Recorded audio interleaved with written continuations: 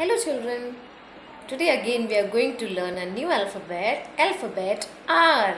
Uppercase R and lowercase r. R sounds R. R sounds R.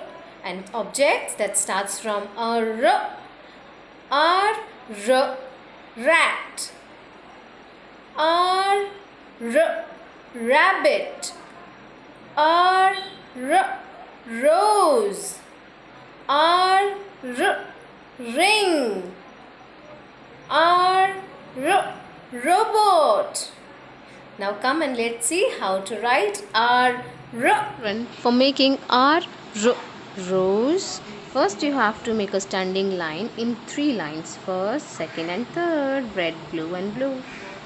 And then make a half circle from the red line to the blue line, second, and then take a slanting line to the third blue line. This is uppercase R, rose. For making lowercase R, rose, make a standing line in between 2 blue lines, small standing line, and take a slanting line to the first blue line from between the small standing line. So this is lowercase R, rose. So I hope you have learned how to make R, rose. I'll meet you in the next video. Bye bye.